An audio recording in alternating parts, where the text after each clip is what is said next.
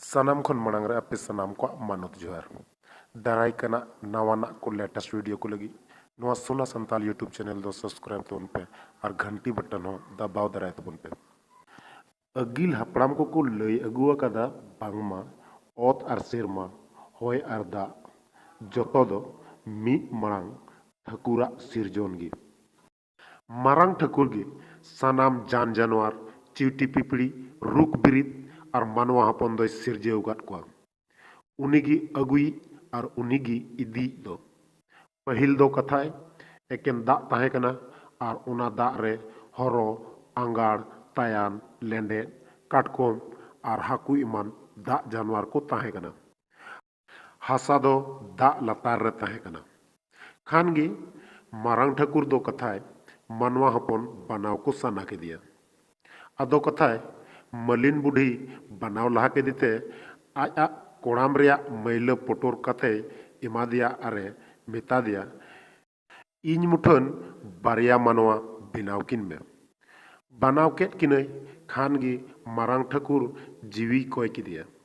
ठाकुर जी दो मलिन बुढ़ी मेता दिया दो उना ओड़ाते बोलो में उंडे गी जीवी दो मेना साती रिया दो आलम अगुया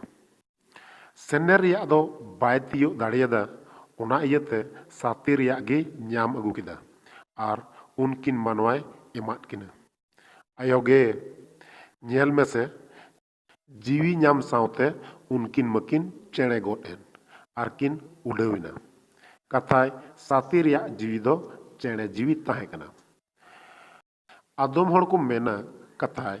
मारांग ठाकुर दो लाहारे हासा रेन मानवाय बनावले किन ताहे कना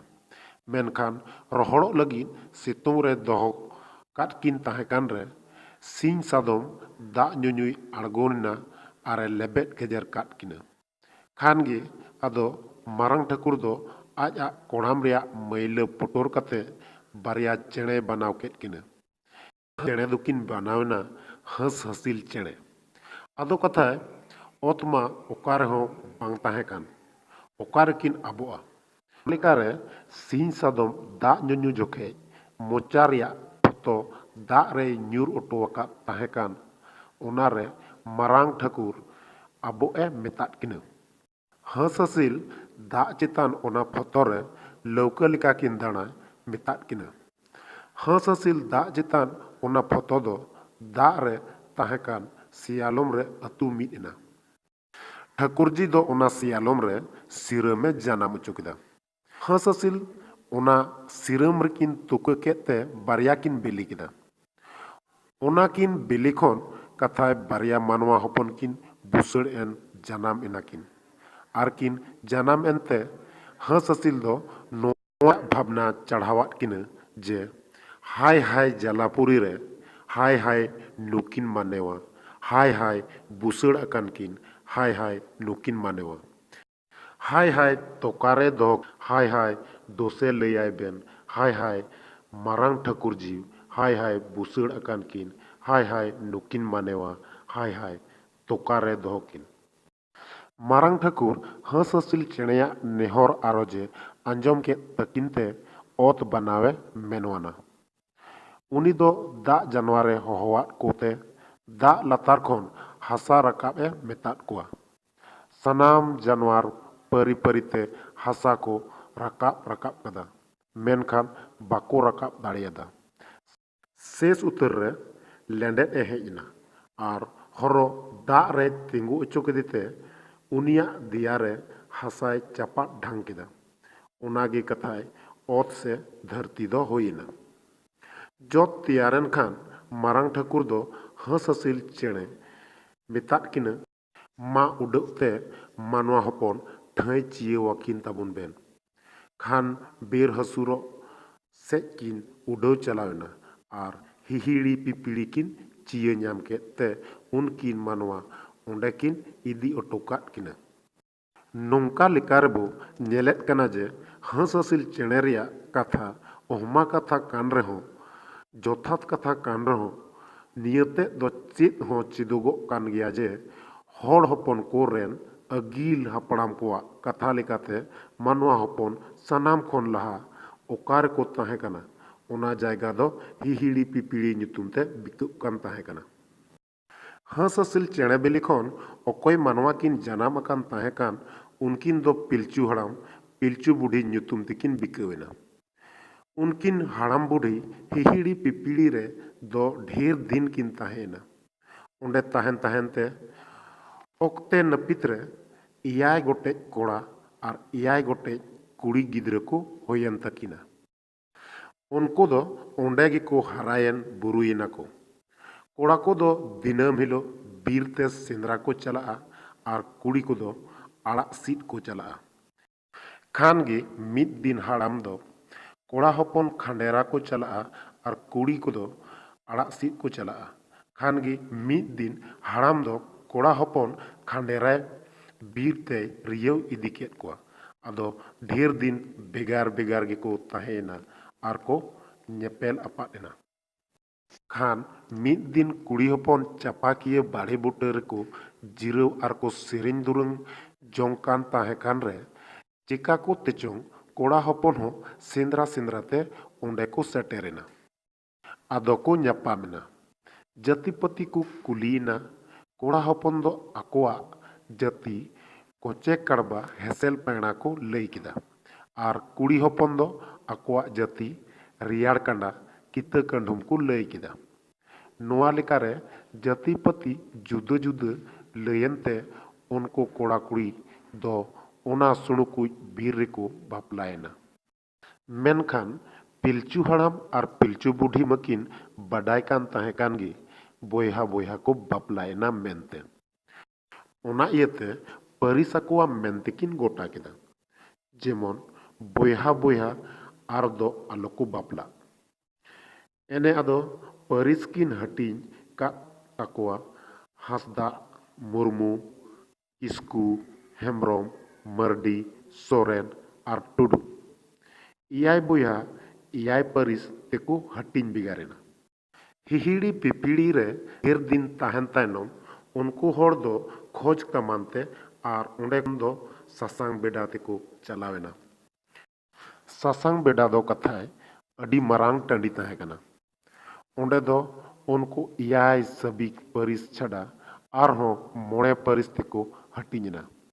बास्की बेसरा पौड़िया चौड़े और बेदिया नौका लेकाते जोतोरे गेलबार परिस को होइना मेनकिया परिस रेन दो नहा दो बांको ᱧᱟᱢᱚᱜ कना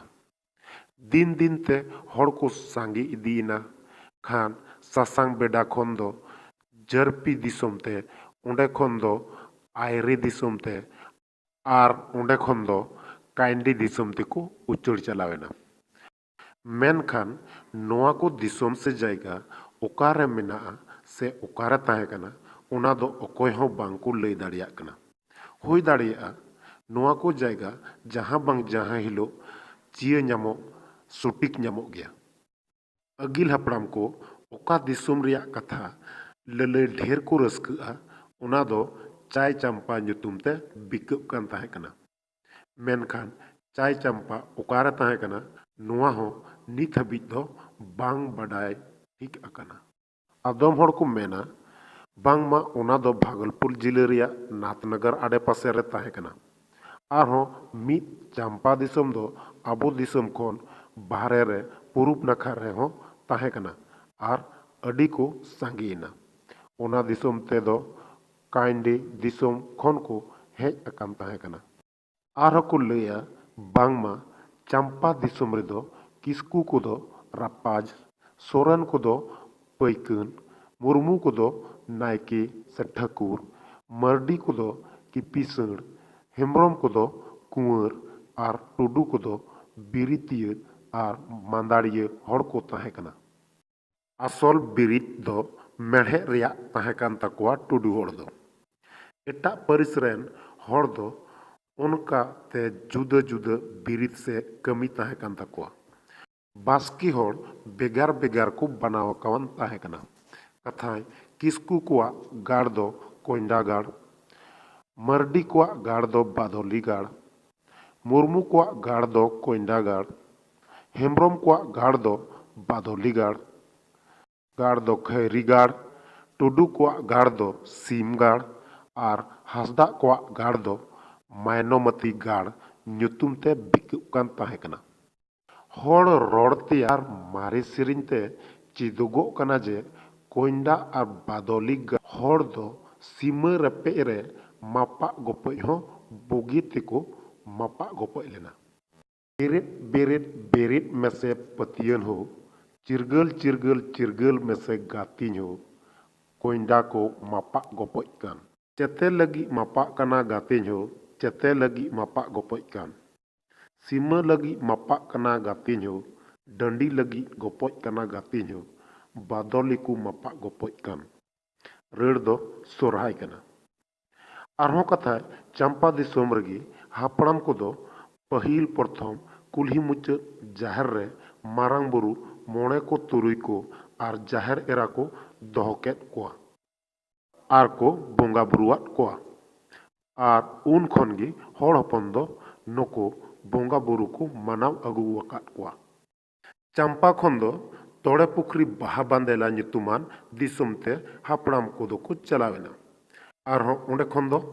जोना जसपुर ते ओंडे खन दो खास पाल बेला बंजाते और ओंडे खन दो सिर दिसोम सिखर दिसोम तेको चलाव बड़ायना नोआ हो चिदोगोग कना जे अगिल हापड़ाम को दो गांग नई और सोंडा नई मेता में गंगा और सोना गाडा दुलमिदु कान ओना जायगा आडे पासे हो जहां बांग जहां हिलो को बेरेल अकान ताहे कना नित हो ओना रिया सबूत मित बार मारे सेरिंग रे ᱧᱟᱢᱚᱜ कान गया जोना जसपुर दो नियम मध्य प्रदेश रिया जासपुर इलाका दिसीराज ताहेकान चौचेत चौ हड़ हपन दो मध्य प्रदेश रे नित हो मेना बड़ा को आर सिर दिसोम सिकर दिसोम मा निता छोटा नागपुर रिया गिरिडीह जिले रे मेना पारसनाथ बुरु टोठा रिया ᱧᱩᱛᱩᱢ जैन साहित्य रे पारसनाथ बुरु दो समेद शेखर ᱧᱩᱛᱩᱢ ते हो बिकअ कना सखर रिया माने दो चोट चूड़ कना हड़ हपन दो कथाय चंपा धबी दो खरवार ᱧᱩᱛᱩᱢ तेको बिकअ कान ताहे कना सिर दिसोम सिकर दिसोम खन अडी उत्तर हड़ हपन बंगाल सूबा रिया मेदिनीपुर जिले रे शांत दिसोम से सामंत भूम ᱧᱩᱛᱩᱢ ते बिकअ कान ताहे कान दिसोम तेको चलावेना आर ओंडे ढेर दिन को ताहेनते शांत हड़ से सांताल ᱧᱩᱛᱩᱢ तेको बिकअना सांताल परगना रे दो शांत दिसोम खन गे ढेर दोको हेज अकना सांताल हपन दो आदम जायगा रे मंझी ᱧᱩᱛᱩᱢ ते हो को बिकअ कना नोआ कथा लयन दो एकेन तुमला कना नोंका गे दारायकान नवाना को लेटेस्ट वीडियो लगी नोआ सोना संताल यूट्यूब चैनल दो सब्सक्राइब तबन पे और घंटी बटन हो दबाव दाराय तबन